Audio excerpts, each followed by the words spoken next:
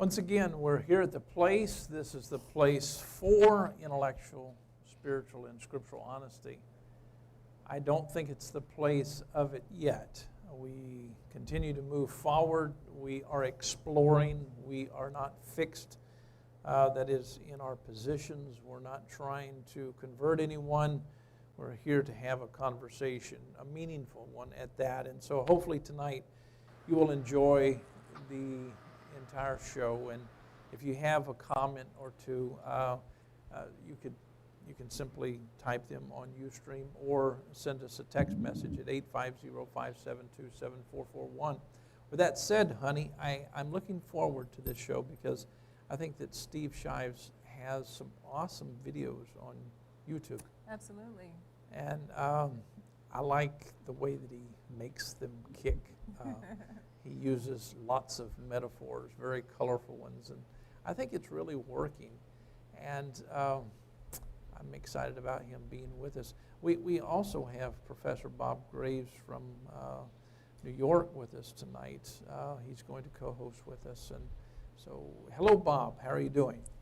I'm doing well, and I like the new set. That looks awesome. I like it.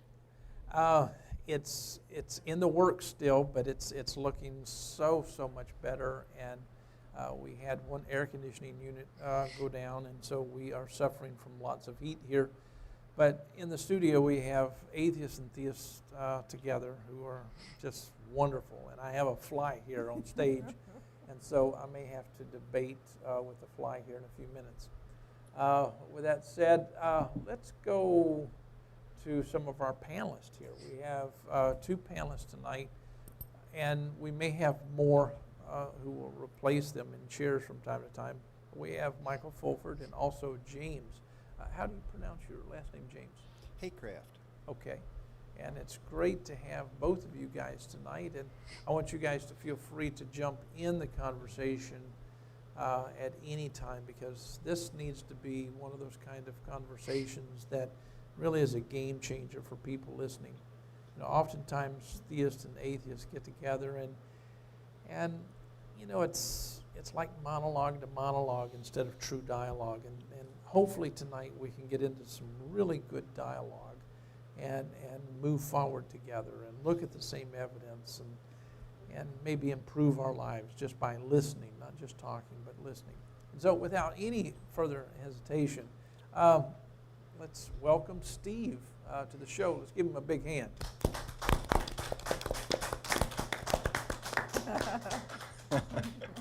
Thank you so much for having me. I really appreciate it.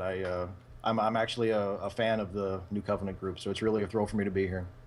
Well, thank you so much. I asked you to do something on the phone today, and I want you to just come right out with it. You do so many powerful videos. I want you to give all of us a taste of what it's like when you're making these videos. And so, you know, whether it's two, excuse me, we have audio problems tonight, so if it does make a buzz, let's just get over it and keep on. But I want you to give everyone in our audience a taste of what you do best. And so I'm going to go 5, 4, 3, 2, and then just hush, and I want you to go for it. Are you ready for it? Yeah. Okay, 5, 4, 3, 2, 1. Here's Steve. Hey, here are 5 stupid things I've noticed about heaven. It's apparently really hard to get there. Jewish folks don't seem to worry too much about the afterlife. I guess they figure they have enough to be neurotic about down here. But their spiritual descendants, the Christians, those people are downright heaven obsessed, ready to drop whatever they're doing in this life and float up eagerly to paradise. Is floating something you can even do eagerly? I don't know. Anyway, they were smart enough to realize that they didn't want to have to share eternal bliss with a bunch of riffraff. So they made heaven a private club. The overwhelming majority of people who have ever lived, billions and billions and billions of people, won't be getting in. So how do you make it into heaven anyway? Well, here's the thing about that. The admissions policy is kind of fucked. The little golden book version of heaven is that it's the place good people go when they die. Then you grow up and you find out that admission to heaven is less about being good and more about greasing the right palm. Except that it's the palm that greases you, and it doesn't use grease, it uses blood. And if you're not cool with that, you can go to hell. The flip side is, if you are cool with that, you get into heaven no matter how big of an asshole you've been up to that point. Which raises another concern. You might not like your neighbors. Yeah, a few of those who accepted the blood deal at the last minute weren't exactly the most friendly sorts of folks. For instance, your Jeffrey Dahmer, who was baptized shortly before he was murdered while serving a prison sentence for killing and eating a bunch of people. And quite a few of the people who devoted their entire lives to the church aren't exactly swell folks either. If the Bible is to be believed, heaven is positively packed with the likes of Jerry Falwell and Oral Roberts, and eventually we'll also have Pat Robertson and Fred Phelps and a whole bunch of born-again Christians who murdered abortion providers or massacred members of other faiths. I wouldn't feel terribly comfortable knowing one of that lot was one cloud over, would you? There isn't much to do from the sound of it. Not that it'll really matter who your neighbors are anyway. For as much as televangelists like to talk about being rewarded with a mansion in heaven for doing the Lord's work, which always seems to involve irresponsibly large sums of money changing hands in their direction, oddly. It's unlikely that you'll have very much time to relax around the house, what with all of the compulsory God-worshipping going on continuously. The Bible is pretty stingy when it comes to details of the heaven experience, but one thing that it does mention over and over again is the constant, non-stop ass-kissing of the God who made it all possible. And by it all, I mean it all. I'm talking about the all-powerful, all-knowing, eternal, invincible, perfect God who created the universe, which makes his constant demand for applause incongruous, to say the least. So, let's recap. It's hard to get in. The admissions policy leaves a bit to be desired. Your neighbors will probably be assholes and weirdos. And the best advice I can give you when it comes to preparing for your daily activities is bring plenty of chapstick. But none of those four things is the worst thing about heaven. In fact, if you rolled them all together and counted them as one thing, they still wouldn't be the worst thing about heaven. The worst thing about heaven is it lasts forever. You can't leave. Ever. No changing your mind, no giving it a fair chance, and deciding the whole ceaseless prayer and supplication to a perfect being who shouldn't require prayer and supplication isn't for you, and moving on. No, nobody leaves. You're stuck. Heaven, paradise, the ultimate goal of billions of Christians all over the world, the best case scenario for their religion is involuntary.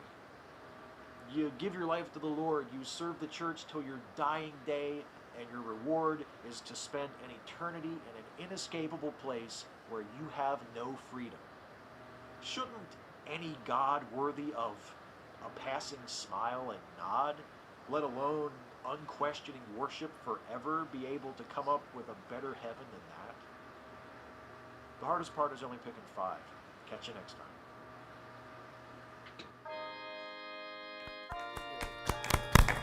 Have you always been this soft-spoken? That's one of the more soft-spoken 5 Stupid Things videos, probably. Actually, I chose that one because of how contrarian it is. Because whenever I speak with Christians, whether they be of the open-minded sort that you folks are, or whether they be more fundamentalist, there are always certain assumptions, or not always, but there are often certain assumptions that they make. And one of the assumptions is always, well, I mean, why wouldn't you want to go to heaven? I mean, if you thought heaven was real, shouldn't you want to do anything you could to get there? And I wanted to sort of take the contrarian view of that, and it always makes for an interesting conversation. You haven't always been an atheist. Can you talk about that for a few minutes? No, I was raised in a Christian family. We weren't particularly pious or convicted, but we were Christians. My mother's family, my grandfather on my mother's side was a preacher and was a fundamentalist, but when we were growing up in our house, we weren't fundamentalists, but we were Christians. And I spent most of my life really, really wanting to believe. And maybe when I was younger, when I was a child, or maybe the early years of when I was a teenager, maybe I did sincerely, truly believe. But for a long time, when I was saying I was a Christian, I really wasn't. I really didn't believe it. And I went through a series of changes. There, in his book, The Pale Blue Dot, Carl Sagan writes about the great demotions, and he talks about how the humanity's view of itself and its place in the universe was sort of scaled down from one step to another the more we learned scientifically. And that was sort of the same kind of process that happened to me personally with my views of God. I went from being a Christian to being more of a deist who really couldn't believe in the defining tenets of Christianity as I understood them any longer. But I really wanted there to be a God, and I really wanted there to be an afterlife. And I never truly believed that, but I clung to that for a very long time, and I tried very hard and wanted to believe that for a real long time.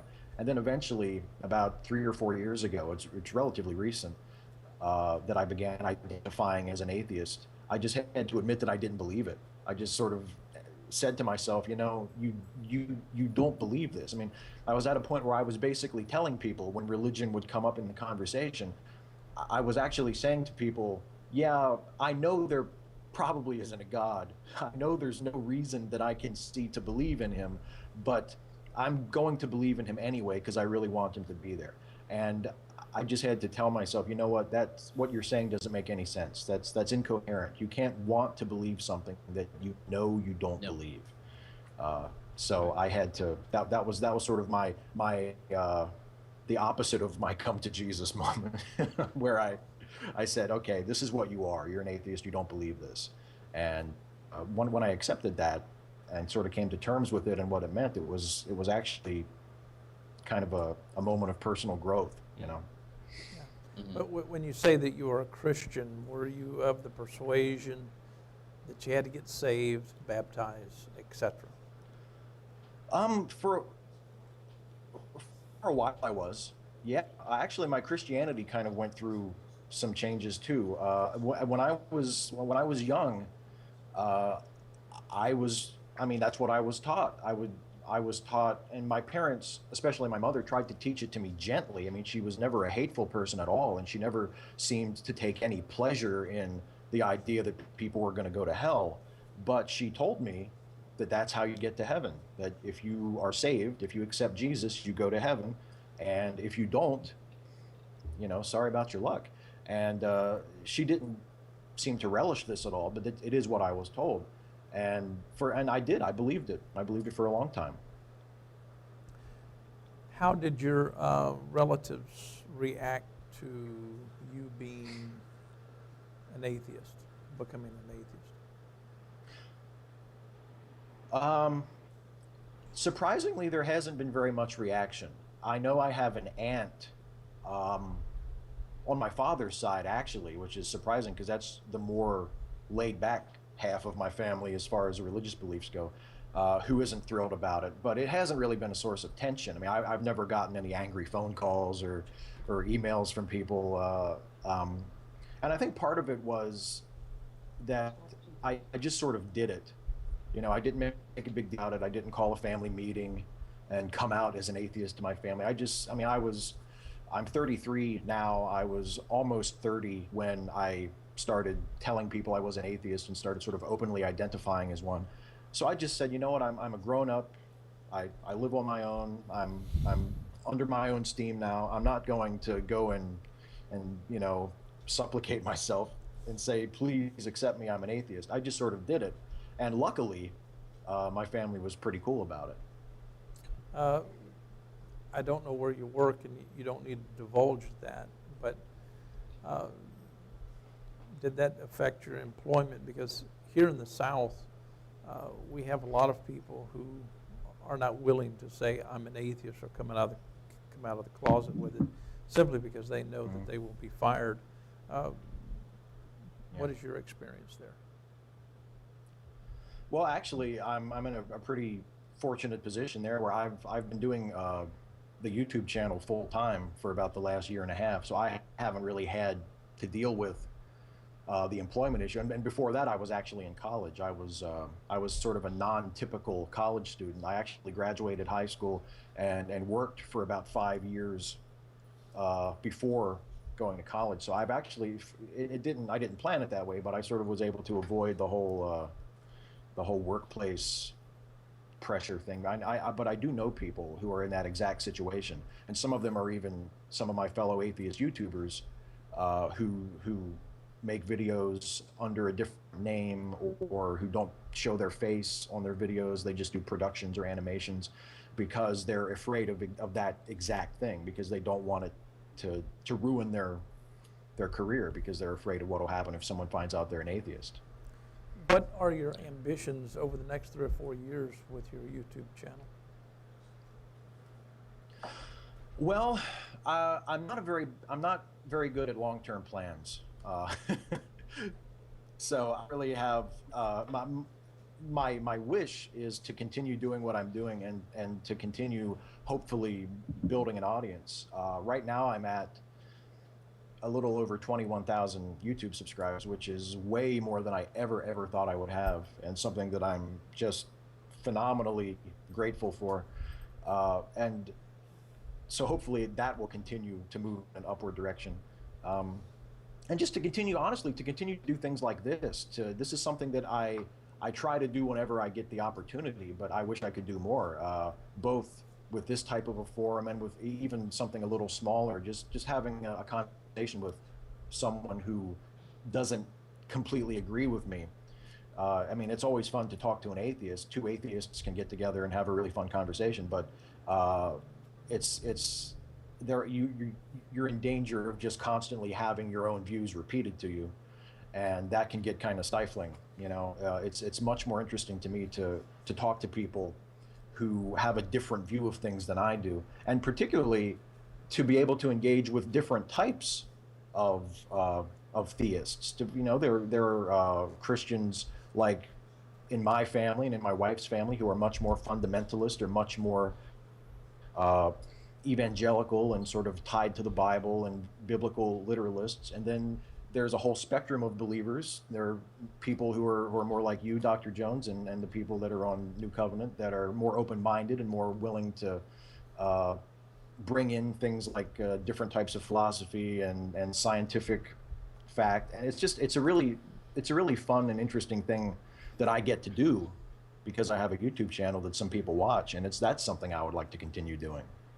Why do you think that so many theists believe that God actually said to, let's say, commit genocide, infanticide, things of that nature? I think they believe it. I think most theists I know, and actually I'll probably say all of the Christians that I know, because I don't know.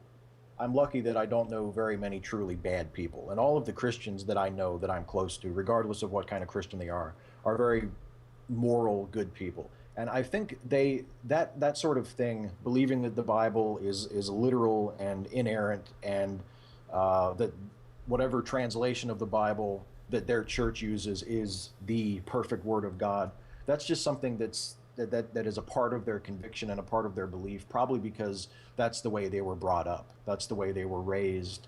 Or if they were a conversion, maybe that's the version of Christianity that they encountered, that they were sort of adopted into. And it seems to me like the genocide thing, which is something that I bring up a lot when I talk to Christians. You know, how can you love a God that you believe would do such a thing? It's something that they apologize for, they make exceptions for, they make excuses for. But I think the impression I get is that often they feel like it's just something they have to accept because it's part of the package. Often Christians, I've heard people say, well, we don't understand everything. It's not, sometimes God does things that we wonder why he did them, but it's not our job to question him. It's not our job to pass judgment on God. It's our job to love him and to worship him and to hear his voice and do what he wants us to do. That sort of thing. I think it's something that a lot of them sort of recognize that it's troubling. At least I think, but they sort of push it aside. You know, the thing that really doesn't make sense to me, you know, I can ask people, what about these doctrines of infanticide, genocide, and slavery? And they will say, oh, now that's all done away with. Jesus came 2,000 years ago and dealt with all of that and fulfilled all of the Mosaic law. And I keep asking the question, have you ever read the Mosaic law? And, you know, when you get into that, well, don't worry about it. Jesus fulfilled it. And then, you know, you start scratching your head and asking questions like, what is there about a human sacrifice that's moral? I mean, am I insane or what? What do you think about this Jesus Christ dying for my sin kind of theology? What goes through your mind when you hear people saying, yes, yes, without the shedding of blood, there is no forgiveness of sins? What do you really think about that now, since you're an atheist?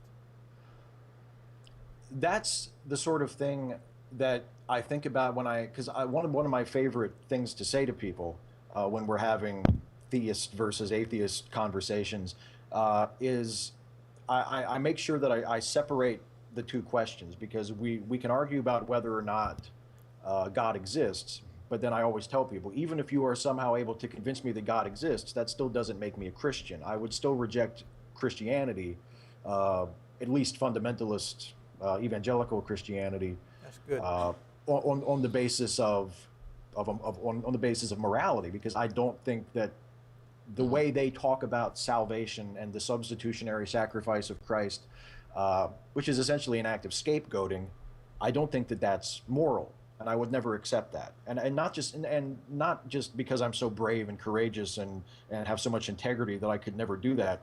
I'm not capable of it. I can't be made to say something is right that I really truly believe to be wrong. And that's the problem with a lot of more conservative fundamentalist Christians that I have talks with, that, you know, because a lot of times it just comes down to, well, but what's the alternative? You're going to go to hell. You know, you have to accept it. Jesus loves you. He came and did this for you. You have to accept it.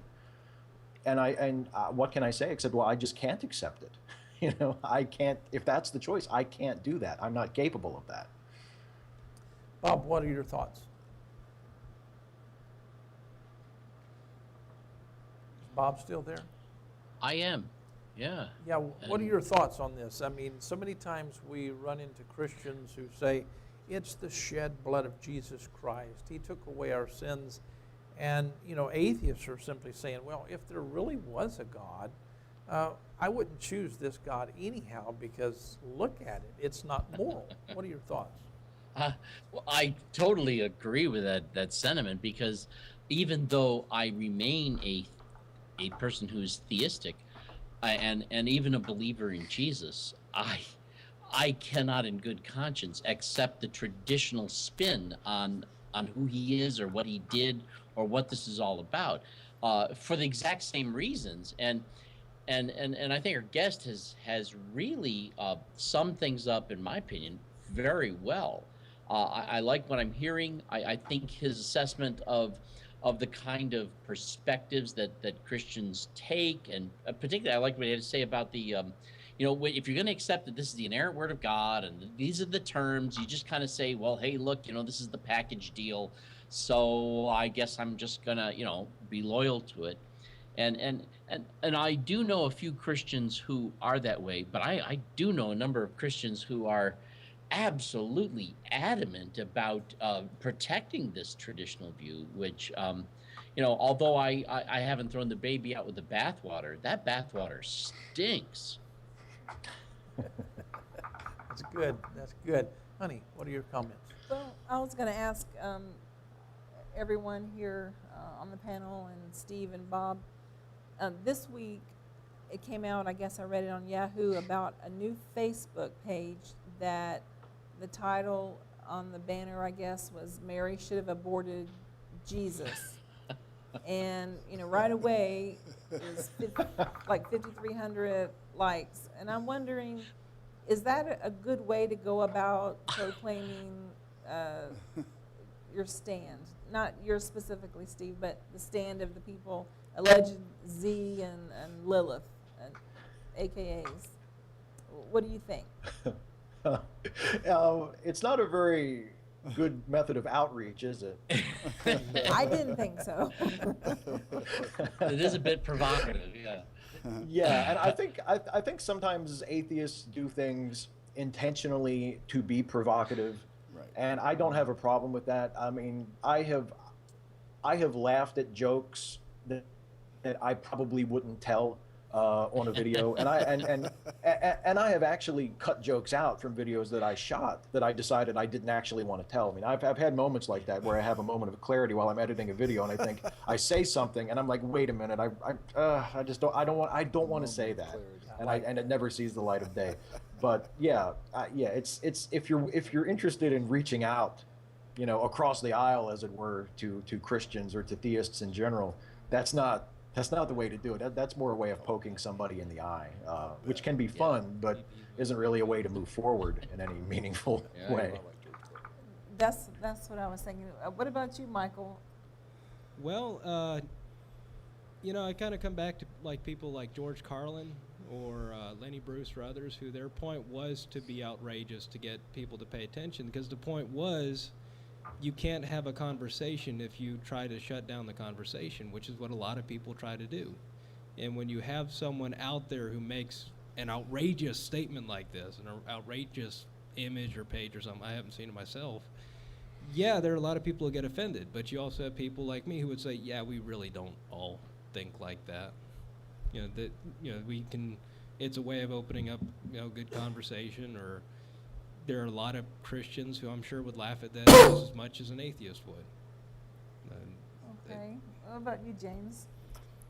Oh, we're talking about, I always think of George Carlin right there. You know, not that he didn't like God, but he just couldn't manage his money very well. The churches always wanted lots of money. God loves you. God loves and you. he wants your money. I remember that skit. Yeah. Yeah, I'm with Steve. I think that if you're going to reach across the aisle, I feel the exact same way. You don't start out by, you know, negating your entree into someone's mind, you know, because it really offended me, and I really don't get offended easily. And the article said, well, if this offends you, then you're the demographic we're looking for. And I thought that was counterproductive. I'm going to bet that the person who set up that page on Facebook was not intending for it to go up on Yahoo. That's right. I will say this. It's picking up on the Carlin thing. It does saying something intentionally offensive and provocative like that does have some value in terms of an act of contrarianism. I mean, I do think it's important every once in a while, even if I'm not the one to do it, because I probably won't be the one to do it. I'm pretty middle of the road. But to do something like that just as a statement of, we're allowed to do this, you know, there's nothing that can stop us from doing this, even if it offends people and really turns people away. There's some value in it for that reason, to sort of mark territory and say we have the right to do this. Yeah, and I'm not saying I like it. What I'm saying is that when someone goes that far out, like when someone says something really outrageous, that makes it easier to say things that are less outrageous, but the person would still disagree with. Like, okay, you're saying, well, Jesus should have been aborted, and I can say, well, actually, I just don't think he actually existed. I'm not saying that he should have been aborted. Right. And it gives you that little space to open up the communication.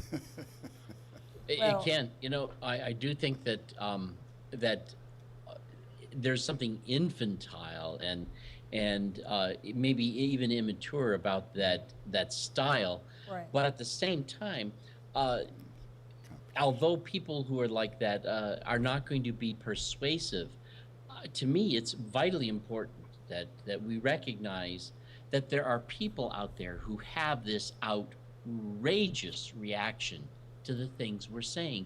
And I think that a lot of Christians live in this fantasy that we're talking about a God that if people could only understand what we're saying, oh, they just love him so much. And to hear that somebody hears and seems to understand the story we're telling. And the implication is that guy is an effing asshole. And when you hear that, it's arresting, but it can help you to at least understand, even if you're not going to listen to this, that, you know, you're not coming across as awesomely as you may think you are. And I really do think it serves a purpose, but I don't think it's going to be, you know, as Michael mentions, you know, bring us back down to earth. Now let's have an honest discussion and let's be real about this. Is probably going to be more productive, but I think we do need it. Yeah, and I do want to say, like I said, I think this is more for atheists, not as an outreach. It's more for, like, if anybody's seen God on Facebook. It's a Facebook page by somebody with a great sense of humor that you know, pokes fun at religion and pokes fun at people who send the messages. And it's not meant to convert people. It's meant for people who are already on our side, if you want to say that. Kind of like you'll have Christian humor sites, you'll have Christian various different types of sites for people who of particular points of view. This is playing to atheists, and there are very funny, very respectful atheist pages, which you will never hear about on the news. And there are very funny, very offensive Facebook pages, which end up on Yahoo. Well, I think the crux of this is just because something is, you have the right to do it, doesn't mean you need to do it. And I think that comes with maturity. I think the founders of the page were like 24 and 25. And I think with wisdom and a little bit of years under their belt, they'll realize that, you know, I have the right to do a lot of things, but, you know, common sense and maturity prevents me from doing those things. And if they want to, and they really said they want fundamentalists and atheists to come together for a dialogue, but I just find that hard to believe that's the purpose. You know, I'm 61. And with that comes a little bit of maturity. So I can't do some of the things I used to do back when I was 20. But that was a lot of fun. Well, I was going to say that some of the, really some of the best conversations I've seen on Facebook start on places of where someone started with something incredibly offensive, and then you'll have people say who will post on there.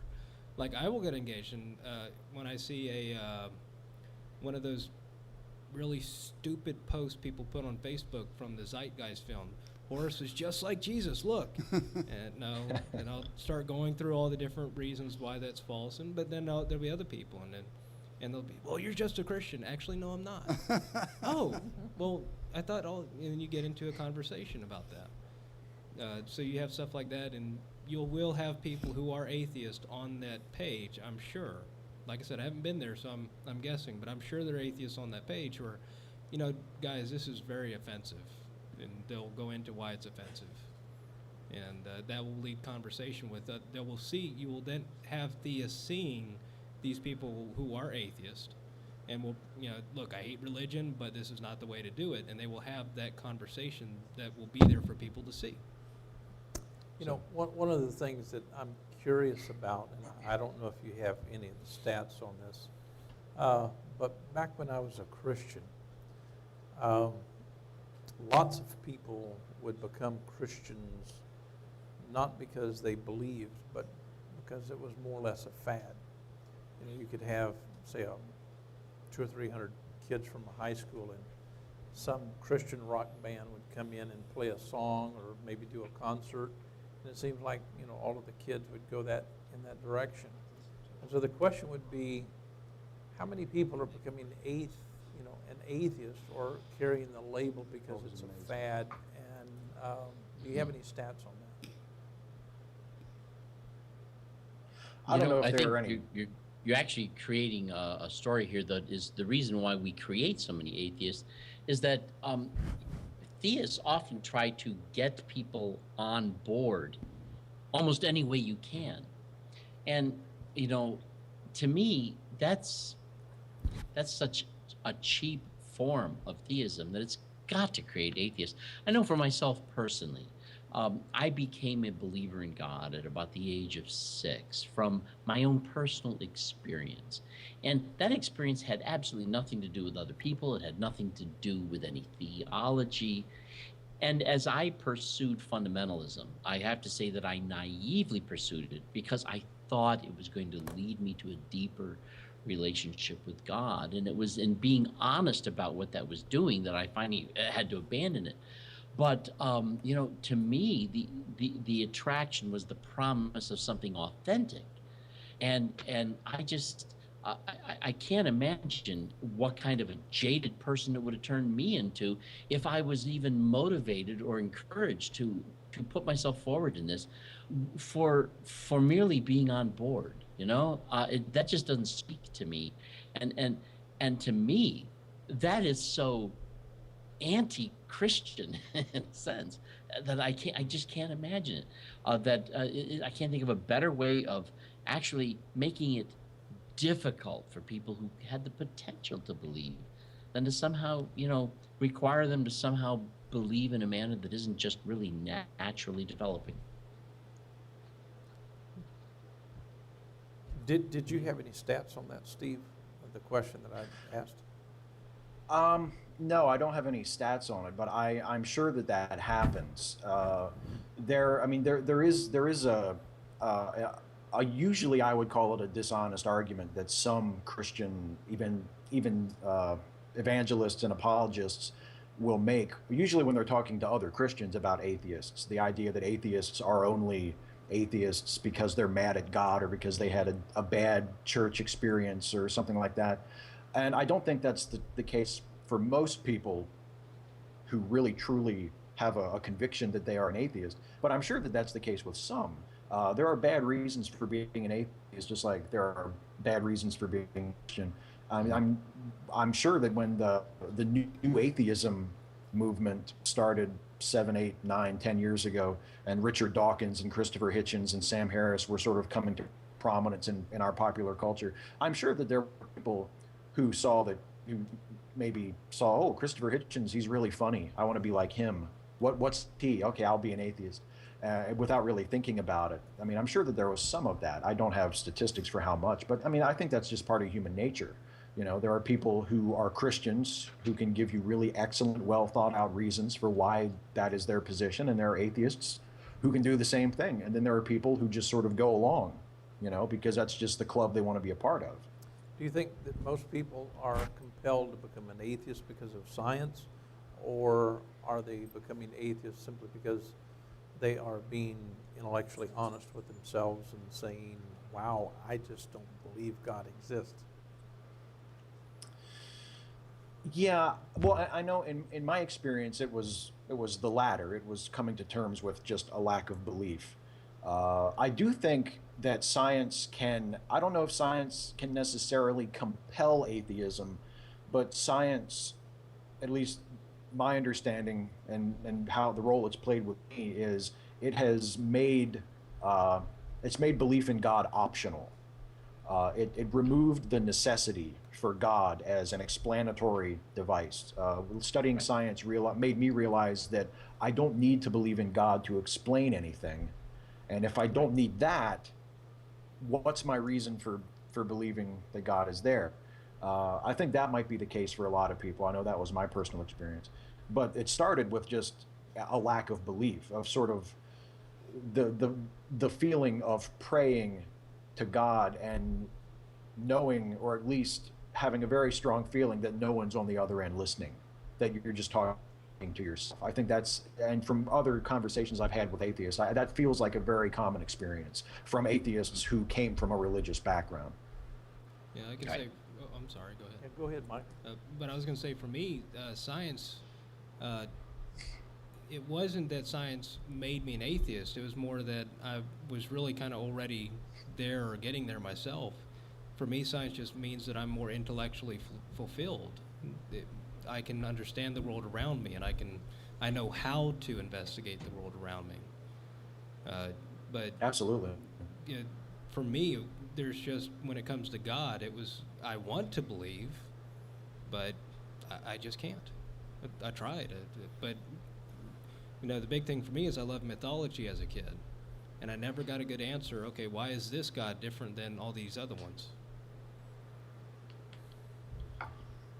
Right, and it's difficult to it's hard to come up with where that line should be drawn. I had the same sort of feeling when I was sort of coming out of religion. You know, why is the religion of the ancient Greeks mythology, but the religion of modern Christians, why'd call that something else? Why is that real, but that other stuff, which is all similar in a lot of ways, why do we call that mythology? Yeah, I had the same sort of experience. It seems like when you're watching a lot of YouTube videos, you see a lot of freshmen, college students, and they take their first big, biology 101, and then most of them come out, oh, I don't believe in God anymore because I took biology in college. That's right. You see that a lot for some reason. I don't know. James, what do you think? I think I was raised as a Christian as a child, and was really interested in my place with God, et cetera, et cetera. And I agree with Steve there. It always seemed like I was praying, but nobody was listening to the other side of it. And then I decided that I need to read the Bible to figure out what it really has to say, and possibly my Sunday school teacher didn't quite have it all together. So I read it about 3 times in about 6 months. And then I started reading Christopher Hitchens. I was gone, that was all it took. Yes. I've heard this stated a million times, it seems like. Most people become atheists simply because they've read the Bible. I think that's rather funny. But, the Bible is a book that has so many ills in it. And I don't know why theists are so compelled to advocate it. Do you have any thoughts on that? Why are theists really willing to give their minds over to all of these ancient stories and myths? When he's done, I'd like to respond as well. Yeah. Yeah. Well, I think I'm not sure what the why would be, but I do think that theists who are biblical literalists do a great disservice to the Bible. I think that as a piece of literature, if you can look at it just as that, it has great value as poetry and as storytelling and as mythology. And to call it, to say in this really insisting tone that no, it's the Word of God, it's perfect and inerrant, and you have to believe everything it says and accept that everything that happens in it that God does is good and all of these things. I think that does it a great disservice, and I think that actually reduces it into something less than what it actually is. Go ahead, Bob. Yes, I think I can identify with that. Indeed, my rejection of the notion that the Bible is the Word of God actually comes from studying the Bible. Because, first of all, every verse that is used to try to promote that notion is either taken out of context, badly translated, whatever. But also, as I see Jesus in the text, I see somebody who's being far more abrasive to the cult of Yahweh, somebody who's oftentimes even sarcastic, even though traditional Christians will take some of his sarcastic statements as if, oh, no, he's this is what he's affirming. What it comes down to is this: I have to reject this tradition. I have to reject much of what I find in the Bible because I'm a Christian. It's because I a Jesuit or whatever. There's the sense here in which the sensibilities are deeply confronted by something terribly unacceptable that you find in the text. I mean, the genocide, the arrogance, the exclusiveness, it's just a story one cannot find to be moral. I keep making the argument that extant translations of the Bible, that is, our English translations, are failed meta-language. Yeah. And it seems like when I get into conversations with people, the only thing that we talk about is a failed meta-language. And I can understand the rejection of that which has failed. And I can even understand the rejection of possibly something that is not as failed. Because I have to admit that a lot of people have the idea in theism to compare Scripture with Scripture as if it's comparing apples to apples, and it's not. The Bible, in a sense, is a canon. It's a disservice to all of us because it's projected as something that has harmony in it. And my point is, if you take all of the different writings, let's say in this book, and you go back to their original sources, let's call these manuscripts, and you start looking legitimately at each and every manuscript, and you start looking at them individually as they are, in other words, for what they really are, then you can make, decisions about different manuscripts as opposed to others. You might say, well, I like some of the things stated here, whereas in these other manuscripts, I don't. To me, I find that's a more objective approach toward looking at what the ancients actually said. But I don't find that being addressed in the atheistic camp, and my question would be, why? Well, I will admit, most of the time, I sort of make the same mistake that you're saying a lot of Christians make there, where when I talk about the Bible, what I'm actually talking about is the King James translation of the Bible, because that is the version that I am most familiar with, and just as in terms of English, because English is my background, that's what I went to school for. As a piece of literature, that's the version that I like the best, that I think reads the best, that has the most beautiful written language in it, and sounds the best read out loud, all these things. And so that's usually the version that I'm thinking about and that I'm responding to. So even I, as someone who would not talk about it in absolute terms or would not believe that it has a divine character or anything like that, I still make the mistake of talking about something that is a very, very complicated text with a very complicated provenance to bring us what we have today in terms of it being one single thing. And I think maybe the complexity of it is a barrier. I think to really have an understanding of what the Bible is and of what is necessary to try and have a well-informed opinion of what the Bible actually says, of what the people who wrote it originally intended for it to say and for it to mean. There's a lot of work involved in that. And there are a lot of fields that you have to sort of dip your toe into to come up with that. And it's just, I think that is prohibitive to a lot of people, whether they're a Christian and they're saying, no, it's the Word of God, or whether they're an atheist like myself and they're saying, well, I don't believe that the God they're talking about exists anyway, so I'm just going to, for just for ease of conversation, I'll just say, okay, this is the Bible, and let's just talk about this, even though I know intellectually that it's much, much, much more complicated than any one particular translation. Yeah, Michael, if a person doesn't care for opera, they're really not going to look into the interesting different aspects and features of opera, or the different kinds of themes that are handled, or how opera deals with them. And in a similar manner, you being a linguist, you know what it is to take a look at the flow of Koine Greek, and then come across like some of these verses in 1 Corinthians 14 and discover, wait a minute, something weird just happened in the flow here, so that you have the kind of background to see, this looks to me like someone's been messing with the text.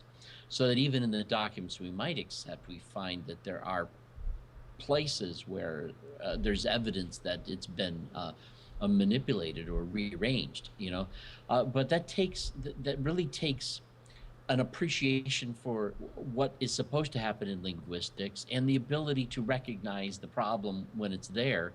And unfortunately, of course, I don't expect an atheist to even find that remotely interesting to even investigate.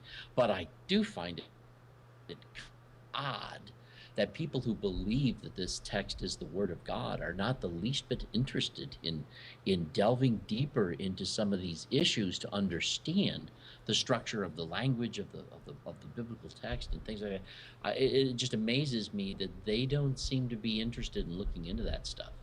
Yeah. I have to be honest, when I look at both the Old Testament and the New Testament, I would have to reject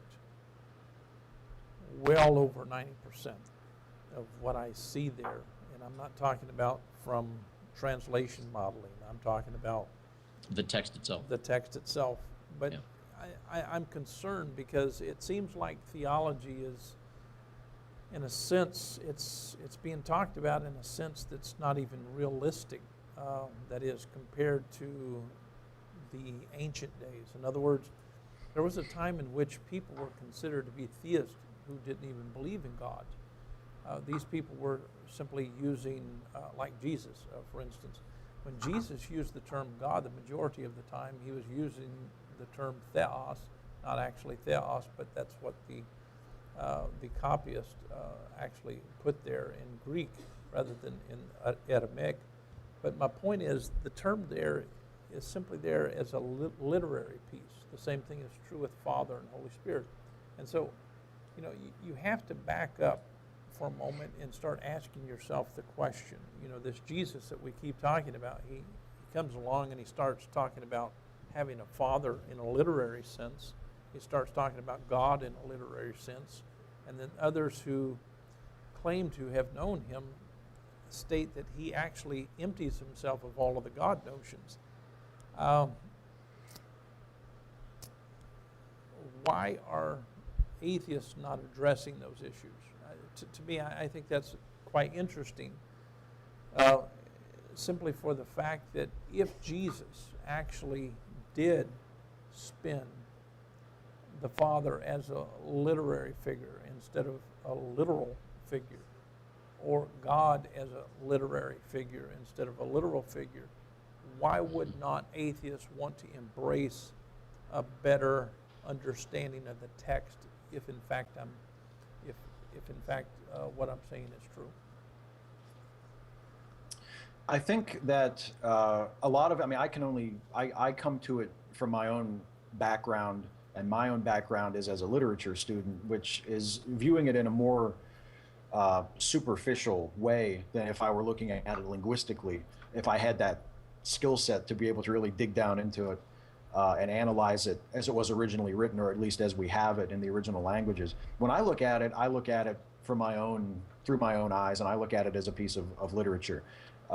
If I were more linguistically fluent, and I were able to think about it and talk about it more in the way that you do, I would think, as an atheist, that sort of thing would be very valuable. And it would be very valuable to be able to bring that information to a Christian, and to be able to say to a Christian, look, I don't know if you know this or not, but in the original text, when Jesus refers to God, he's not referring to God as his literal father.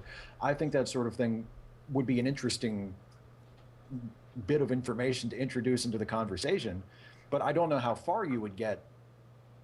I don't know how far I would get as an atheist, depending on the conviction and the position of the Christian I was talking to, because I know that there must be educated fundamentalist Christians, especially pastors and professors at Bible colleges, etc., who are aware of this, or at least aware that this interpretation exists, whether or not they hold to it themselves. I mean, one of the things that I'm sort of discovering is that there are a lot of Christians, especially a lot of Christian leaders, who are fluent in the linguistics of the Bible, at least more than I am, and more than they let on a lot of the times. And they don't bring this information to the flock. They don't bring it to classes at their church.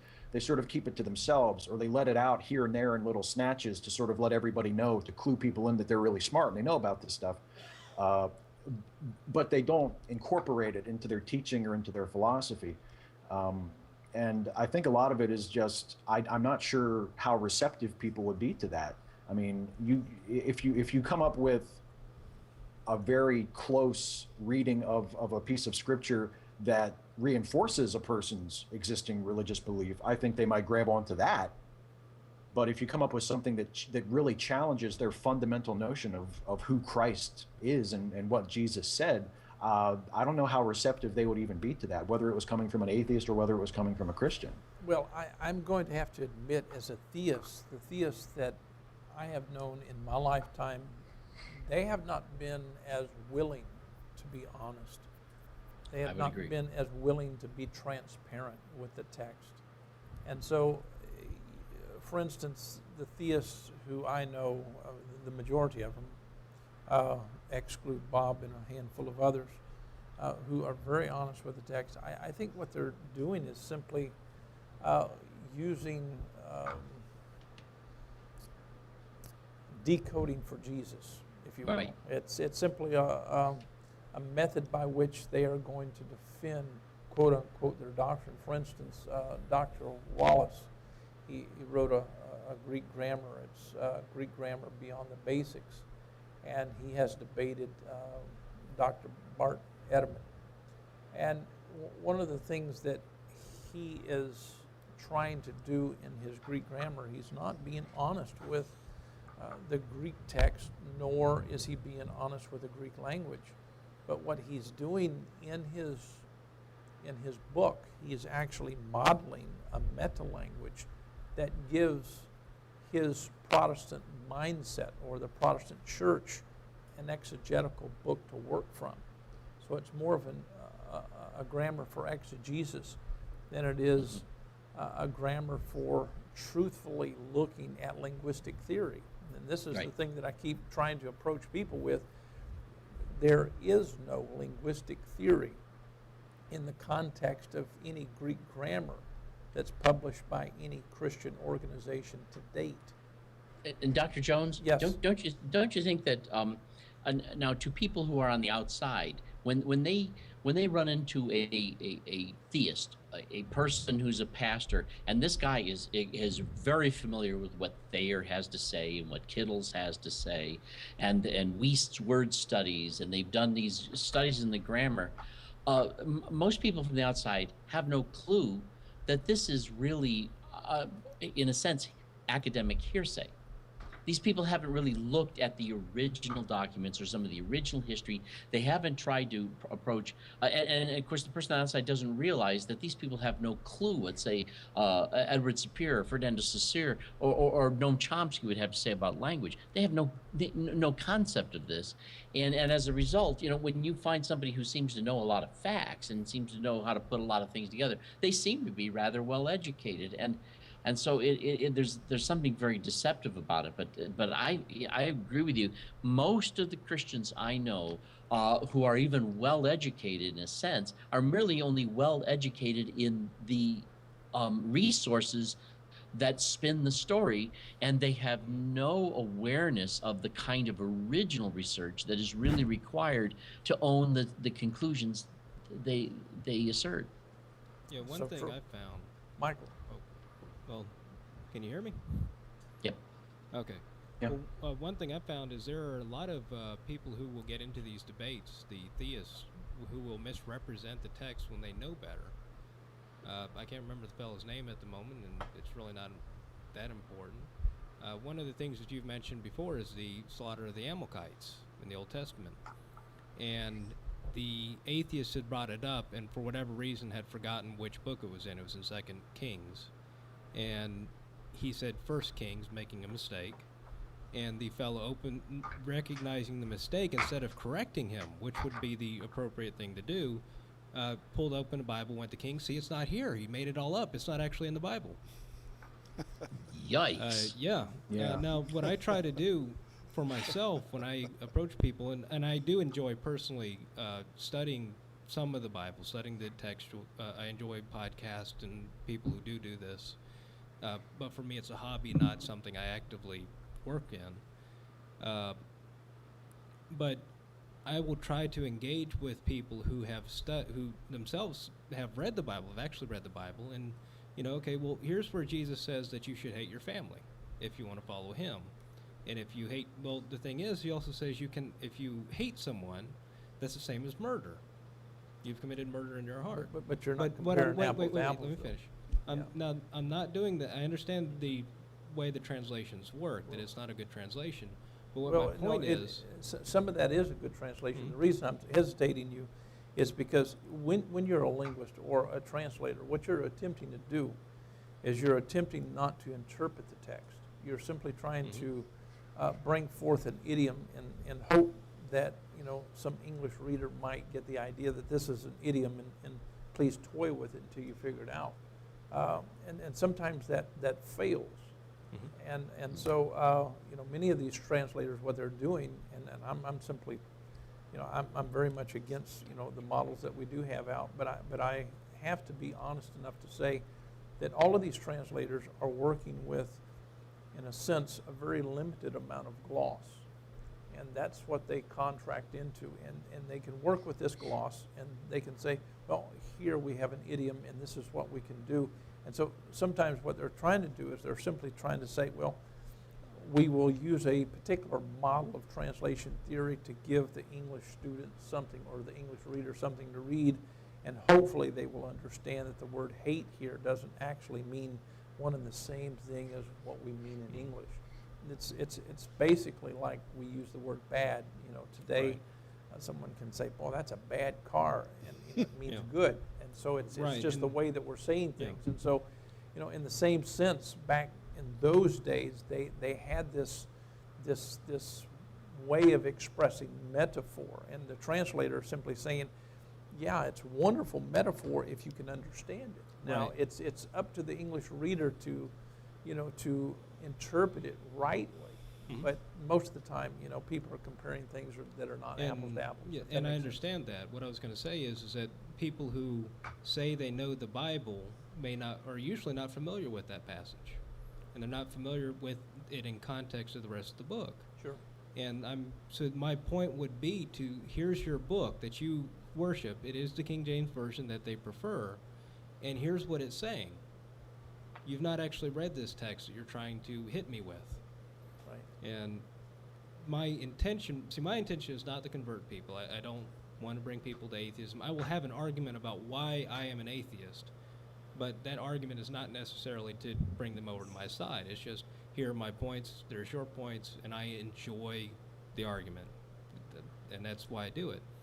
But my intention, if anything, is to improve reasonability between people and rationality. So my intention doing that would be to debate them on their same level with their same book, would be to have them start looking at their book. Because they would have to. How do you justify this? How do you justify this? How do you explain that? And if they're honest with themselves, which I do think most of these people have just never been challenged before, Right. they will go in and they will start reading it for themselves. And whatever they end up with is what they end up with. But usually they'll end up with well, maybe I'm not, when I'm being fundamentalist, when I'm taking this literally, I'm not doing the proper service to the religion that I worship. And I've had that happen before. I can understand an argument that says, here we have a base group of people, and they can't rise above, let's say, these translations. But, if you're going to make any sense to people who actually call the shots in theology, you're going to have to speak on a level that's not on that base level.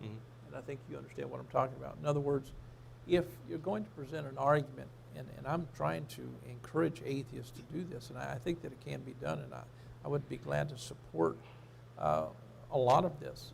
It's, for instance, many times we talk about these Old Testament passages, but almost every time that we have a discussion about them, and I'm guilty of using these Old Testament passages to talk about these issues of immorality throughout the Old Testament, but I have to be very honest about it.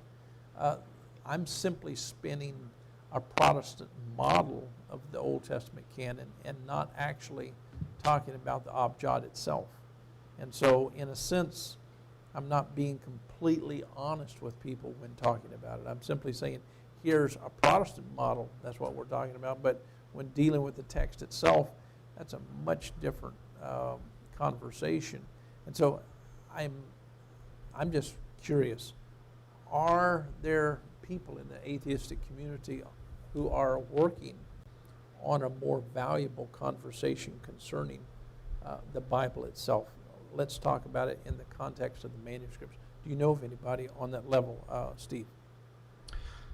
I think Robert Price does some stuff kind of like that. Yep. Mhm. Yeah. Yeah. I enjoy his And I'm podcast. sure there's a few others that I can't think of right now, but well, and there are others, like for instance, you mentioned Bart Ehrman, who is not an atheist, but who does do work that encourages people to take a critical look Yes. at the Bible as a text, and to not just to go deeper than just whatever their favorite translation is. And he does get a lot of attention from the atheist community. Right. You know, Bart is an excellent scholar. Let's. We have a comment. Okay, we have a comment. All right, a viewer comment. Given that an infinite regression exists in the series of causes and effects from which the origins of life came, what are the odds that life exists only within the current step in which we currently exist? Is there a greater chance that life exists within at least one prior step, or is there a greater chance that no step but this one has life? I think there's a greater chance of the former, and so I often wonder, why dismiss the possibility of intelligent life origin? Anyone want to take that one? I'm not sure exactly what they're talking about. Are they talking about intelligent design, or Intelligent different life. forms of life in terms of like energy-based life, or because the idea of life that we have is purely biological. And that's our understanding of life. So I'm trying to, when he's talking about steps, if they're talking about, there's a higher form of life than ourselves, I would say that's possible, depending on what you mean by higher form and how they're trying to present it. But maybe it's possible, but just because it's possible doesn't mean it's true. That would be a really neat thing to find out, but we'd have to have some kind of evidence for it. Just Well, like look we need at evidence the for, chimpanzee and the human being. Mhm. How much difference is there in Yeah. our DNA? And assuming that the universe, huge as it is, I imagine there's got to be, the probability is high that there's going to be life Yeah. out there on these other planets. And it would seem to me that if there's life out there on those planets, there's going to be some of them where their life forms there are going to be way beyond us in intelligence. And the fact that we haven't heard from them is probably proof. but the randomness of it, it seems to me likely that could exist.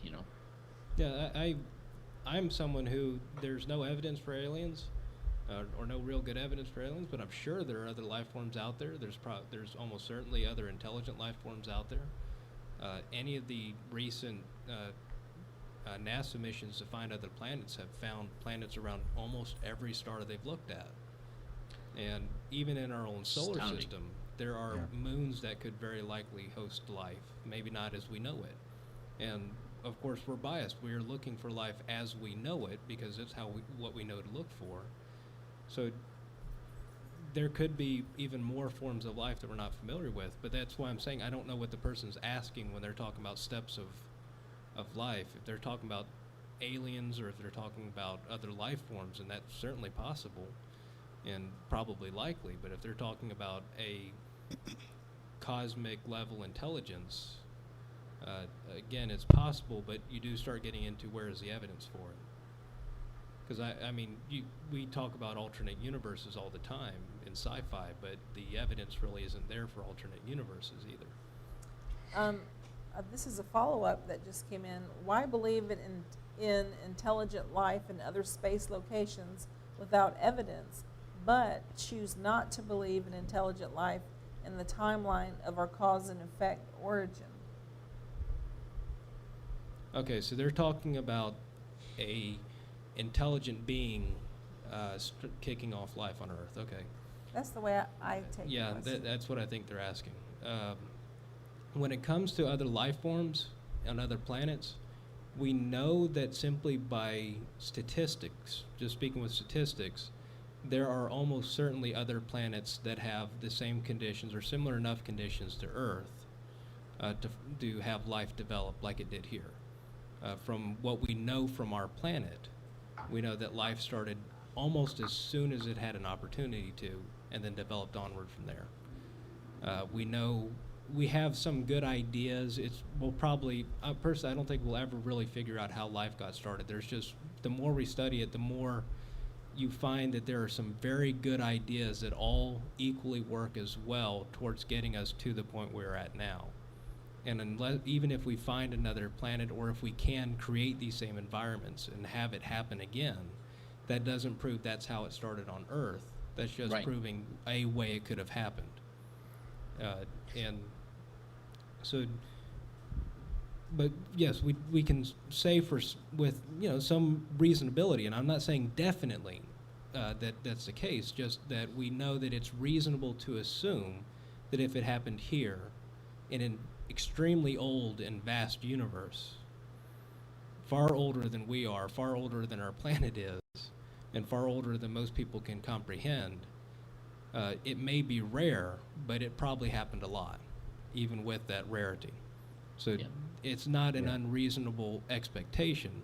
Now, them coming here and visiting, that's kind of an extraordinary claim with all that we know about physics and science and everything we've learned. So that would be, well, at that point, I would require some evidence of that claim. But the idea that there are life forms out there, just as there are on this planet, by just sheer chance, if it's not just sheer chance, but just to say sheer chance, So there's probably something else. You don't know. I don't know, but in the way of averages, I Odds are don't know, good, though. but the odds are good for that. But when you talk about the in odds life, that any intelligent life form would have to jump across in order for them to actually visit us in a manner where we that could can't have happen. evidence they exist That can't is a problem that I just can't imagine the sort of intelligence they'd have to have so far superior to us to even be able to bridge that gap. there's so many I imagine challenges all that of we the can life consider. that exists in the universe is pretty much isolated from each other. Yeah. Well, this viewer is not letting go. Okay. They have another follow-up. Okay. Why assume one being, given no evidence, the possibility of intelligent life in our cause and effect timeline are infinite? My point is to assume that no intelligent life exists in an infinite regression when at the present step there is intelligent life seems to me to be irrational. Oh, they're ascribing a turtles all the way down view of intelligence, that all stages of life are. I'm guessing this is still an odd question, and maybe I'm just not interpreting it right. But are they asking, is intelligence self-creating? Intelligence creates intelligence, and it's in all levels. There's an intelligent working.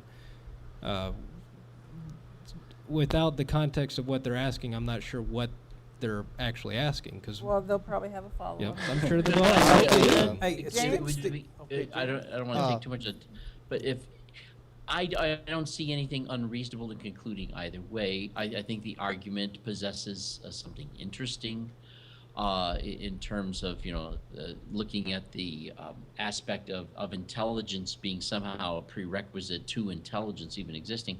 But at the same time, we know from studying chaos that whenever you have a system that is extremely complex, it will go through a process of reorganizing itself in greater complexity till it falls apart like a house of cards, and then it rebuilds again.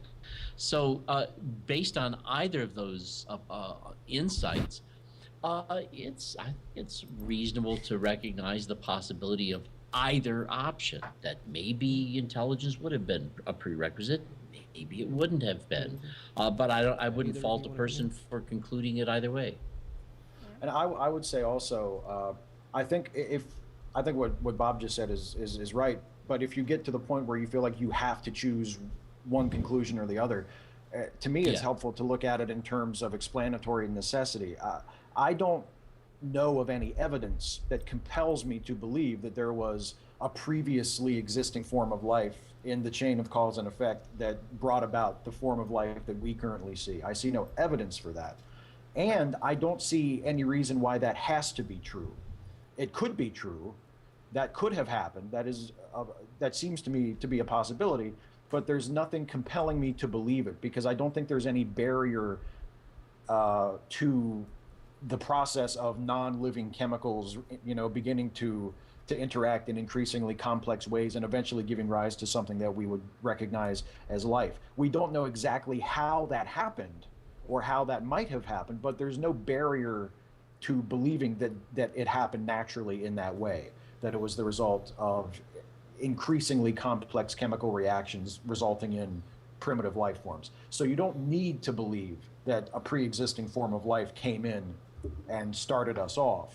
And since there's no evidence for it and there's no explanatory necessity for it, I would tend to say, if you have to choose a side, assume that there was no previous form of life in the chain of cause and effect until we find evidence that there was. It's a reasonable assumption.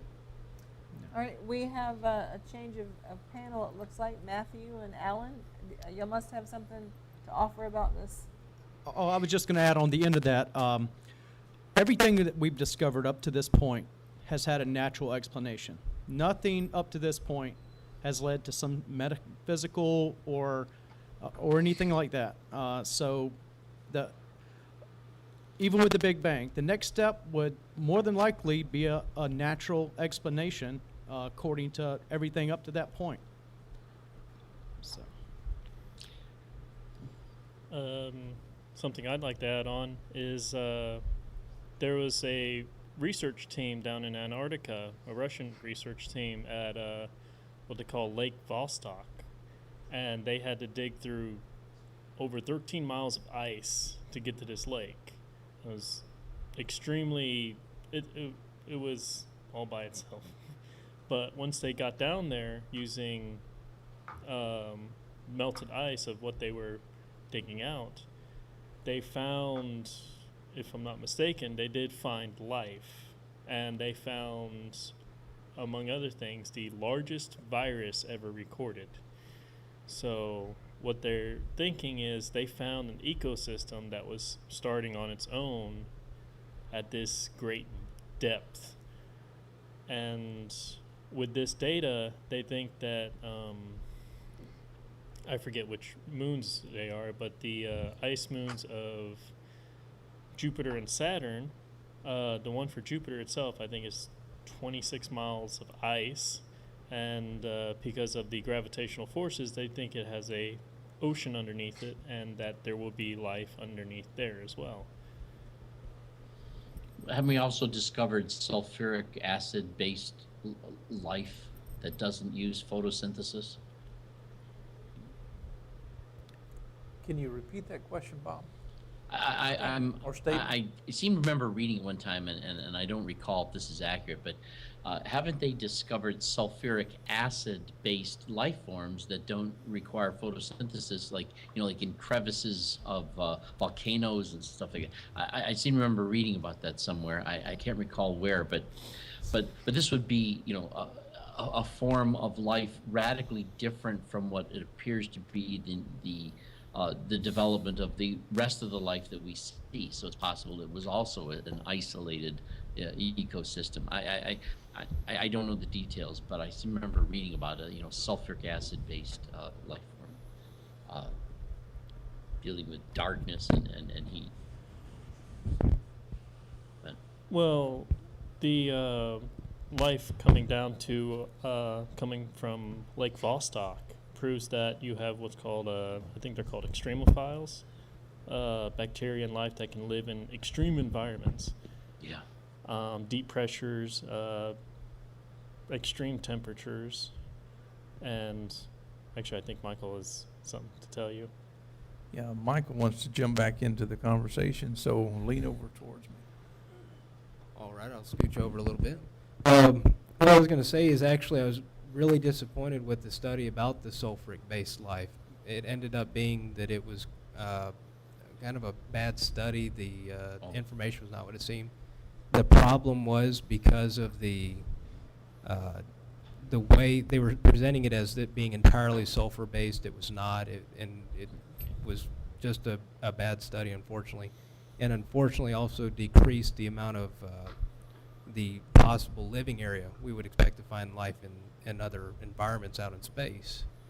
But we do have life forms on Earth at the greatest depths, the deepest parts of the ocean, that survive off of chemical processes separate from photosynthesis. And I read a report where it's to the point where just the natural radiation that comes out of the Earth would keep these areas active if the sun went out. Yes.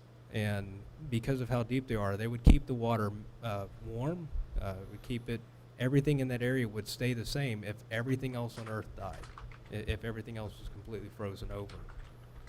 And finding that out, and this might be where life originated on Earth. It may not have been near the surface or on the shores. It may have been in these very deep oceanic vents that are spewing out all these chemicals and nutrients and such into the water. And that's what we'd be looking for on Enceladus and Europa if we go to there for life.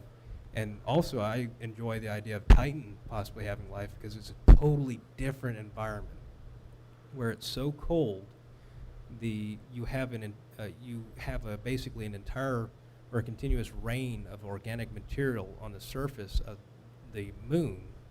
Wow. Water on Titan takes the place of rocks here on Earth, and instead of water, they have liquid methane or liquid ethane, I think. And you can there's been probes that have landed, and it's one of the only places in the solar system we have sound from another planet. But we have a probe that landed, and it looks like a beach here on Earth, but all the rocks that are polished are, and I've been told that I'm slobbering a little bit about science, so I'm going to give the mic back. That's fascinating stuff. Well, just a minute. Let me ask you a question, Fascinating. Michael. I think you need to take up golf. Well, lean over here so you can get in the shot, but I want to ask you a question because Steve is really curious about this. What book of the Bible did you get all that from? I mean, come on, aren't you staying with your canon? Come on. The Holy Book of Cassini. There you go. Cassini. No, that's one thing that disappointed me. Joey said to stop. Now, I'm just, okay, I just wanted to know. Steve, Hezekiah. I'm joking with you. I wanted to ask Steve a question. What gave you the courage to step outside of the Bible and start questioning like you have? This is wonderful. You know, we love having atheists here in the studio, and I hate to say we love having atheists. It's like they are not a part of the New Covenant group. I keep saying we love having atheists here simply because I want more and more to come. But atheists are just as much a part of us as theists are, is my point. But what gave you the courage to question the Bible and step outside of it and use other books, you know? Well, I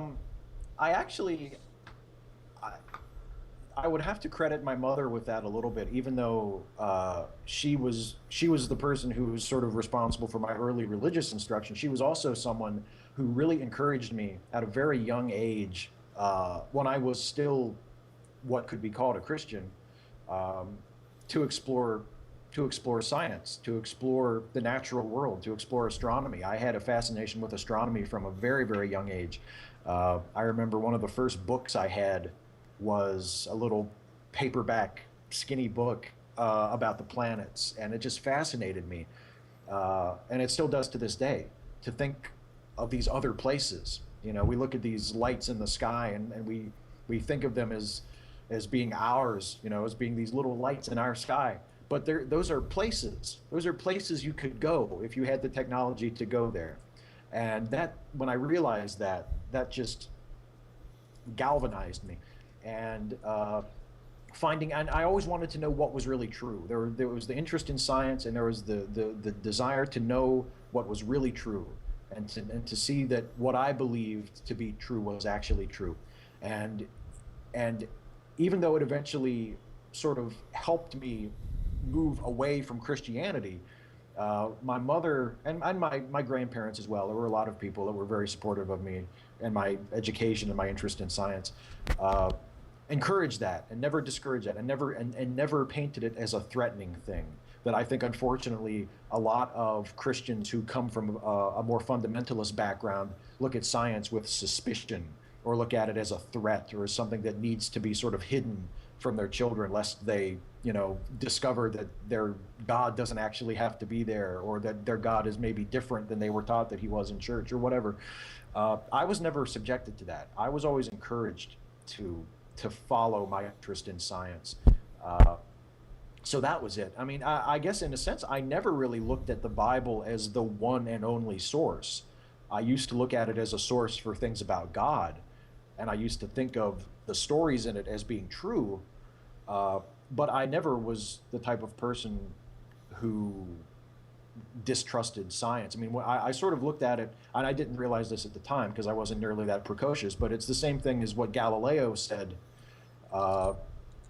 when he was questioned by the church, that basically the Bible is what tells us about God, but the Bible is not what tells us about the heavens. The Bible is not what tells us about the earth and the natural world. That is there for us to discover ourselves.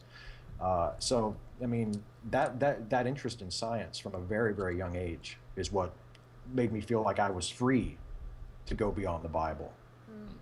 Well, good. Steve, do you believe that there was actually an historic Jesus that lived approximately 2,000 years ago? I think there probably was. The metaphor I use to describe it is King Arthur. I think there was probably some historical kernel of truth to the King Arthur stories. King Arthur, I mean, he may not even have actually been a proper king. He may have just been a tribal leader or leader of a particular group. But the stories about King Arthur probably have some grain of history at the bottom of them. But, Excalibur, Morgan Le Fay, Merlin, all of these things that have been made a part of the story over the centuries, we can disregard those as legend, as story, as mythology. And I feel the same way about Jesus. I feel like there was probably a real person, but I don't know how much we can actually say we know about him. But I'm not threatened at all. My atheism isn't threatened at all by the notion that there was a real historical Jesus, because I'm free to believe that there was a real Jesus. And I can even accept that maybe he actually said something like some of the things he says in the New Testament. But that doesn't mean I believe he worked miracles. That doesn't mean I believe he rose from the dead. It doesn't mean I believe any of the supernatural claims made about him. That's good. We have a viewer comment. Sunday night science with the New Covenant group. Love it. All right. Well, Michael, you weren't finished a while ago, and so go ahead. Well, gosh, I can't get back into that. But when it comes to the Bible, something Richard Feynman says or said in his 1988, I think it was, his interview with the BBC, was that if you look at the Bible and then you look out into the universe, it's not in proportion. The Bible is centered around humanity and creation of Earth, our planet. It's not even regarded as a planet, it's everything. And then the stars in the sky are just lights. But the more we look out into space, it makes us less important in the overall scheme of things. But the more we look out into space, the more we realize how interconnected the universe is to us, and just how many amazing, wonderful, and just there's no beautiful things are out there to be found. Sheer size of it too. The sheer size of it. We cannot comprehend the size of the universe. That's how big it is. We don't know if it's finite, if it's infinite, if we know that it had a finite beginning, but the actual size could be infinite. To the point of it could be so big, and there's only so many different combinations of atoms that can happen, that there could be another Earth incredibly distant from this Earth where things are exactly the same because of just the way there's just so many different variations things can go through before you end up with exactly the same thing. And that's just an idea. That's some idea that's come up with to try to understand the world we live in. And you know, it's one of those things. It's probably wrong, but it's an idea that could get us to the right place. And that's not something I ever got from going to church. I ever got from religion. I did have a good CCD teacher who made the mistake of giving me a book on actual Egyptology, which mentioned that the Jews were not actually slaves in Egypt, which Right. starts to undermine the whole Bible account. But you know, you don't. That's what science is trying to find out what is true and find out what is reality really like, and you end up with something that's so much more fulfilling and more interesting and more wonderful than Genesis. Absolutely. Yeah. Absolutely. You know, I would, go in ahead. terms of looking at ancient literature, today the purpose of history is for us to document what happened, given the illusion that we think we're going to learn from it. But in ancient days, close to prehistoric days, history really seems to only have provided the purpose of giving to people an identity. And so when I look at the story of Egypt with the ancient Hebrews, I have no problem believing that it's possible that as a people they were enslaved by a power they found to be unsurmountable. And to tell that story is difficult, but everybody knew in that ancient world the power of Egypt. And so by telling the story that way, it clearly expresses the overwhelming situation they were in.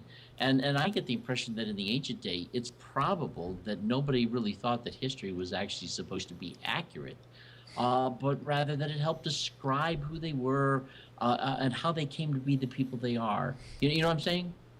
And tell who the winners were. Right, yeah. But to be accurate, to be actually factual, I don't know that served any purpose. I mean, what good would it do them? What purpose did that even serve? In fact, if it was true that they were actually enslaved by Hooga Booga, nobody knows who Hooga Booga was, and that story would lose its import and impact and sense of identity unless they used some sort of, in a sense, fictionally available reality. You know. That's true. That's true. We have I think that's probably right. Yeah. We have about I mean, go ahead. 13 to 14 minutes left in the show. I want to get everyone to address this because I want to see if we are moving in the right direction or the wrong direction. And it has to do with something that is very close to our hearts. We want to see atheists and theists coming together. I think there has been a division between the two for too long. And I think if theists and atheists can start, hanging out together, doing things together, like looking at the same evidence, I think that the division will probably not be there, say, 5 or 10 years from now. What are your thoughts on that, Steve? Oh, I agree with you. I would say I share the same goal. I think, and part of it is just, a big part of it is that we're all here, and we all come from the same place, regardless of what we believe. So I think the specific belief may differ, but I think most people believe that we all come from the same place, whether you believe in a literal biblical style creation or whether you believe in evolution and you accept the facts of biology, that we all evolved from common ancestors. We all come from the same place. And in a sense, in a very fundamental sense, we're all the same. And we should try to make an effort to understand each other and to get along with each other. And that the division between theist an atheist is such a hard, thick black line for so many people.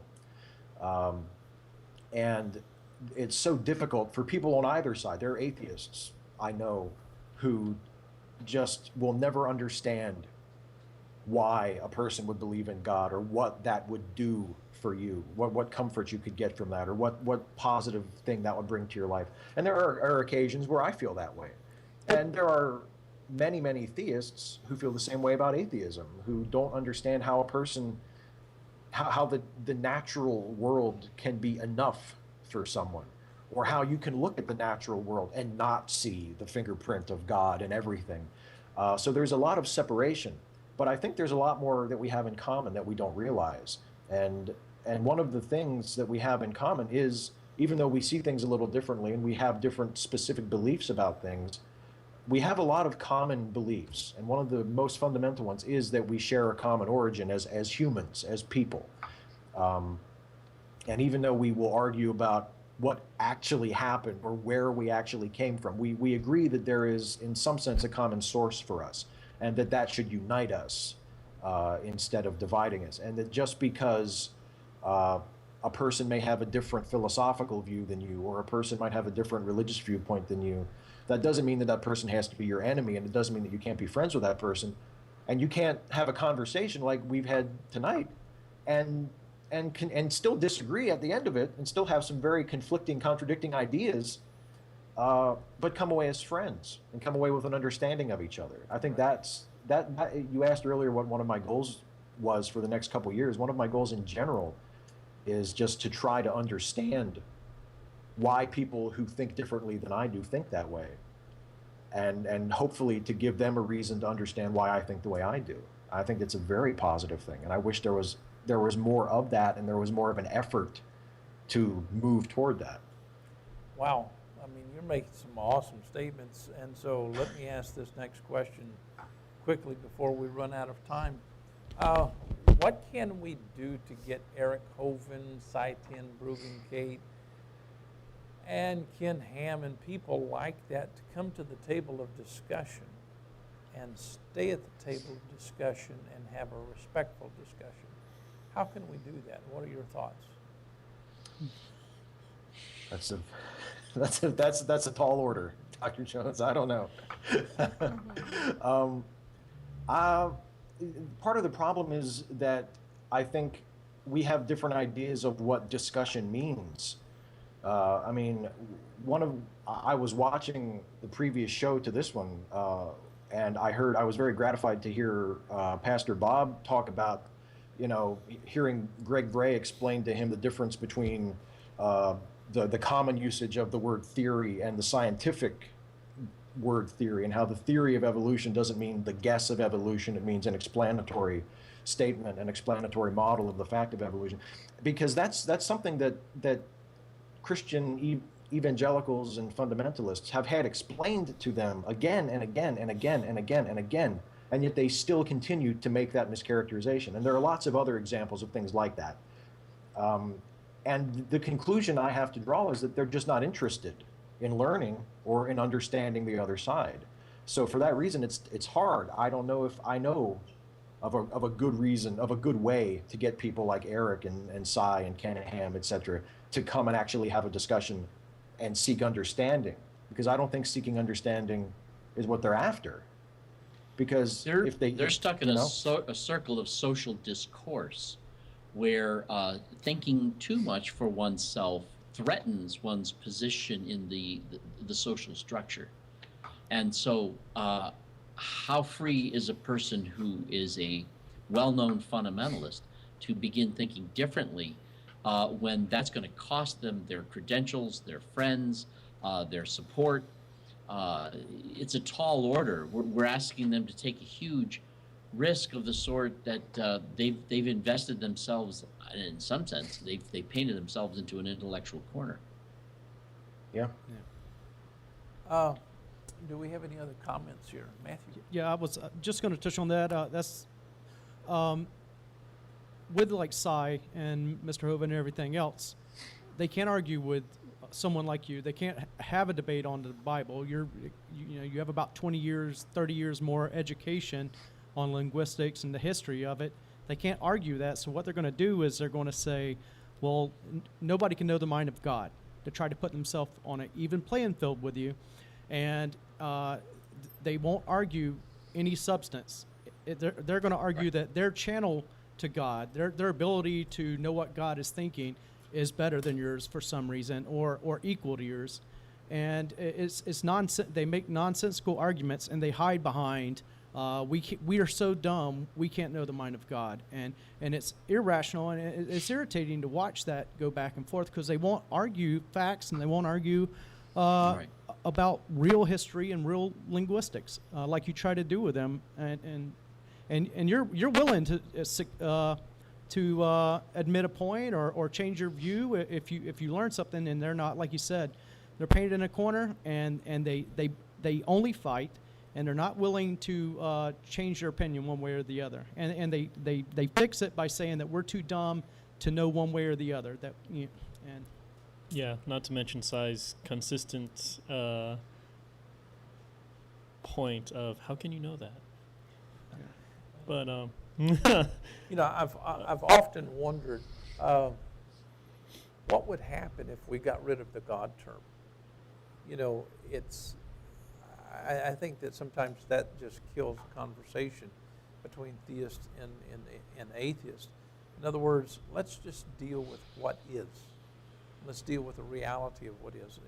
One of the things that I try to impress upon students is to simply look at the Bible for what it is. Don't exaggerate it. Don't do what other people have been doing throughout the ages. Create lots and lots and lots of hyperbole. The church has given us too much of that crap. And my point is, why can't we just look at it objectively to the best of our ability and just look at it and say, this is what we have and this is all we have? I don't understand why it's so difficult for people to say, this is all we have. And that I don't understand why people are not accepting of that. Do you guys have any ideas? I do. Yeah, go for it, Bob. I think that if we're going to be honest, we're going to discover that the choice of faith to believe is a choice that is made with an extremely weak reasonableness. Now, to me, as I've looked at it, I see the question is unsearchable. And so therefore, any conclusion anyone is going to be adamant about is going to be very weak. And I think that we live in a day of powerful scientific insight, discovery, and certainty. And I think that theists are very jealous of that level of clarity, of certainty, and the kinds of insights and discoveries that it actually leads to as they move forward. And they want something just as powerful, and they can't have it because it really, that certainty doesn't exist. But it doesn't change the fact that the question itself comes down to a real conundrum that can never be resolved. And it's one of the reasons why, although I am a theist, I call myself an agnostic theist, because I know that I've come down to the irresolvable conundrum, and I've made a leap of faith. And this leap of faith is so not undergirded that I could not expect anybody else to take this leap with me. I'm comfortable with that risk, and I take it, and I feel very good about it. But it is admittedly an extremely weak set of circumstances that justify just such a leap of faith. I think most theists are very uncomfortable with that, with recognizing just how weak the conundrum leaves them. You know, one of the things that I get frustrated about, and let me vent for a few minutes. Theists, in a sense, remind me of people who like to practice outside of their discipline. And what I mean by that is, instead of just saying, hey, I have faith and that's it, they want to get involved in creationism and so they want to build a model of science that they want to say, this needs to be in the university classroom. My question is, if you're a theist and you're listening to this show, if you think that creationism is a valid argument, why don't you put on the table a theory, a scientific theory? In other words, I don't think any atheist sitting here tonight would be against a creation model if you actually had a theory that was put on the table. I'm talking about scientific theory. And Greg Braid, if you'll go back and watch the show that he did on evolution, it's marvelous. He gives a great explanation as to what a theory actually is. And if theists would be willing to put forth a theory, if they're going to get into that market or agenda or whatever, that would, I think that people could embrace that. And so what are your thoughts on that?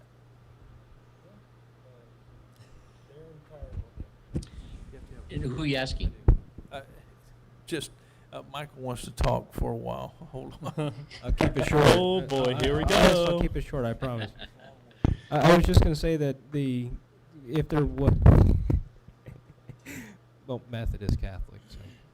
But I was just going to say that if there was a real theory to creationism, we would be looking at it. It would be whatever explanationary power it has. That's what a theory relies on, and that's what we look for. And that's all that science does, is try to find a theory with explanatory power. And instead, creationists have been for however many decades now just trying to find problems with evolution. Right. And they just come up with, well, you can't explain that. You can't explain that. And that's part of why God ends up being so weak, is they try to push into, you can't explain the propeller on this particular little microorganism. Well, then we get to where we can. And then, well, you can't explain the eye, and we get to where we can.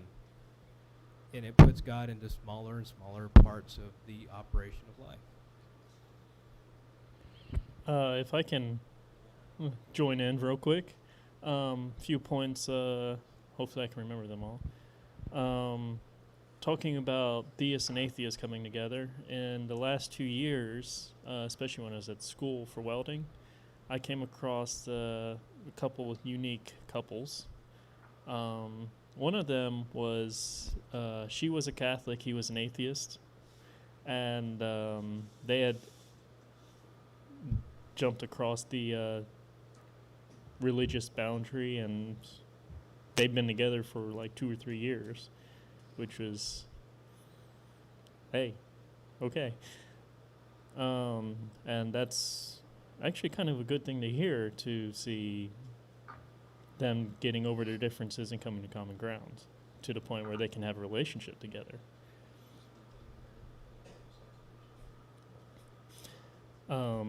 Another thing is the differences between people, humans.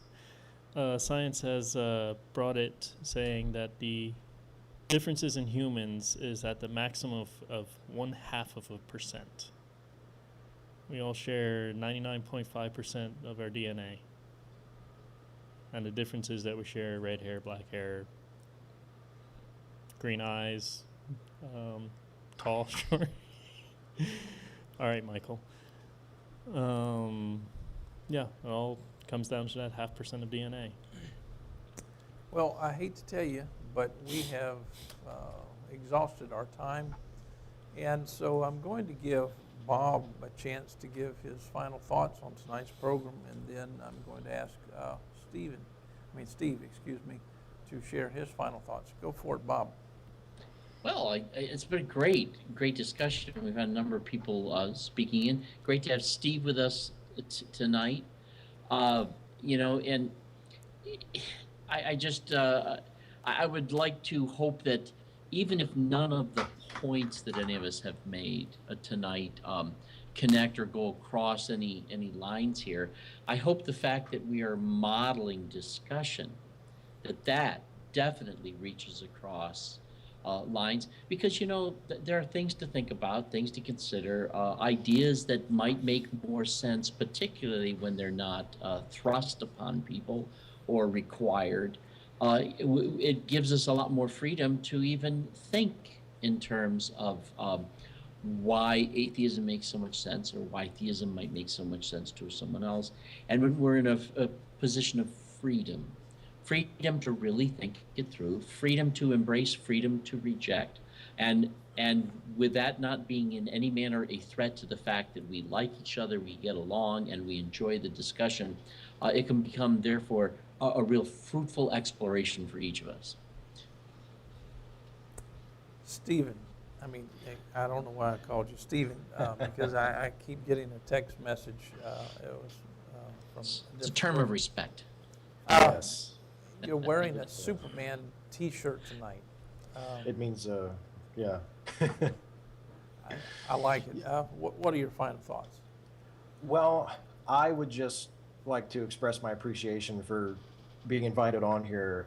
It has been my privilege and my great joy to be here and to take part in this. And I look forward to continuing this, both this particular conversation that we have had tonight, myself and all of you good people, and also just the conversation in general between atheists and theists and people of all different types of belief all across the spectrum of whether you believe in God or whether you don't, and what God you believe in. There's a huge variety of belief in that area. And it really is the discussion that never gets old for me. I mean, it's something that I always love to talk about, and I hope that that is something that can continue to promote understanding between people of different viewpoints, and realize that, as Bob just said, we can disagree civilly, we can try to understand the nature of our disagreements, and we can still approach it as friends, and approach it with the knowledge always that whatever we believe about what humans are, what God is, where we come from, that we're all in this together. Yes. Yes. And we should try to understand each other and to reach out to each other, and to have our arguments and to have our disagreements always with that in mind, that ultimately we can't look at each other as enemies, even if we are ideological opponents, because we're fundamentally the same. Right. So That's beautiful. Now tell people watching how they can get to your YouTube channel. well, the best way to do it, you could just Google my name, Steve Shives, or my YouTube handle is still Steve Likes to Curse, and it's the numeral 2 instead of the word 2 on YouTube. Steve Likes to Curse. But the easiest way is probably just to Google Steve Shives. And you can find me that way. All right. Would you consider coming to Pensacola and holding a revival here? I would love to join you there in person sometime. That would be great. Yeah. Hey, we love you so much, and thank you for being on the show. Thank you so much for having me. Thank all of you guys for participating tonight, and hopefully we will continue to move forward together. Let's learn how to love each other and learn how to be respectful of each other's opinions. And I think things will work out if we learn how to be kind people and rational people. And so let's keep encouraging people with goodness. And so thank you guys for being here tonight. And you still look greater than anything in the world. You're so awesome. We love you guys. Take care. We'll see you. Ladies and gentlemen, what a fantastic day. You know, we've had a few hosts out today, but the shows that we've had have all been amazing, and I hope that you'll agree. Bob, happy anniversary, 1 year. We sent you your diamond tiara. Should be there soon. We hope you enjoy the studio here in Florida as we continue to evolve our studio design, and particularly the addition of Dr. Jones's giant silver earrings. Lean back, Dr. Jones, and show everybody that. Lovely, lovely lobes. Join us Wednesday when when Dr. Jones will be on the stage talking to you. Prior to that, we'll have the unconventional pastor, and then Sunday we'll do this all over again from 10 to 10. In the meantime, stay safe, stay smart, don't get influenced by superstition.